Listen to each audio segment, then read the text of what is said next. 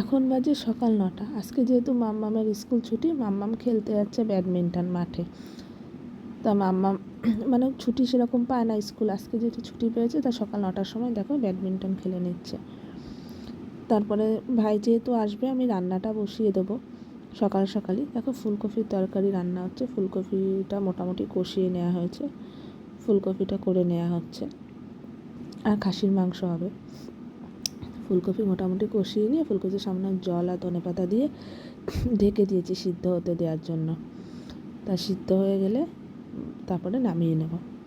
আর ওইদিকে মা মাংসটা ম্যারিনেট করে রেখেছিল, নুন হলুদ একটু তেল একটু লঙ্কা দিয়ে মা মাংসটা ম্যারিনেট করে রেখেছে, একটু পরে মাংসটা রান্না করবে। দেখো ফুলকপি রেডি হয়ে গেছে। এবার আমি গেছিলাম পিসিদের বাড়িতে, পাশের বাড়ির একটা বৌদি মাটির উনান বানিয়ে দিচ্ছে। দেখো এই যে তরকারির যে ঝাঁকা থাকে তার মধ্যে মাটির উনানটা বানানো হচ্ছে, মানে এটা তাহলে তুমি যেখানে সেখানে নিয়ে যেতে পারবে। মাটির উনানটা রেডি।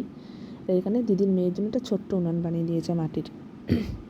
বৌদির হাতের কাজ খুবই ভালো, তা বানাচ্ছে। মাটির উনানটা রেডি হয়ে গেছে, শুধু কাঠ ঢোকানোর জায়গাটা করতে হবে।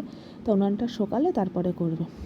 শীতের দিন মাটির উনানে পিঠা পায়েস খেতে সুবিধাই হবে, সেখানে মাটির উনানটা করা। আর মাম্মামের খেলার জন্য একটা উনান করা। এই দেখো তোমাদেরকে আগেই বলছিলাম যে মা মাংসটা ম্যারিনেট করে রেখেছে, প্রায় 1-1.5 ঘন্টা মতো মাংসটা ম্যারিনেট করে রেখে তারপরে মাংসটা চাপিয়ে দিয়েছে। মাংসটা মোটামুটি কষে আসছে, ভালো করে কষে আসছে। মা বলছে ভালো করে কষাতে, জল দিতে না, ঢেকে ঢেকে ঢেকে ঢেকে কষাতে। যেহেতু অনেকটা পেঁয়াজ দিয়েছে, পেঁয়াজের গায়ে থেকেই জল বেরোবে। আর খাসির মাংস যতই ঢেকে ঢেকে কষানো হোক না কেন, সিদ্ধ হতে অনেকটা টাইম লেগে যায়। তা আমাদের বাড়িতে মানে কষিয়ে নিয়ে তারপর প্রেশারে দেয়। এই যে মা গরম জল দিয়ে নিচ্ছে, দিয়ে মাংসটাকে আবার কষাচ্ছে।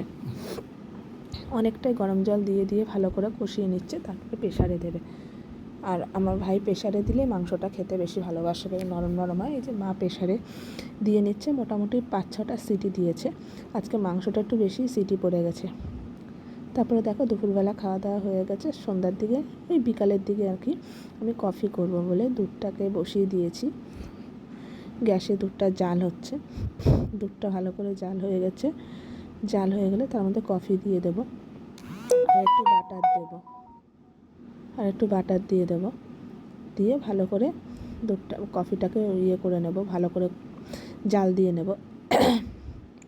আর ভাই একটু কড়া কফি খেতে পছন্দ করে, ভালো করে জাল দিয়ে নিচ্ছি, দিয়ে তারপরে ভালো করে ছেঁকে নেব। আমি সব জিনিসই, কফি হোক আর চা তো ছেঁকেই নিতে হয়, কফিটা আমি ছেঁকেই নিচ্ছি।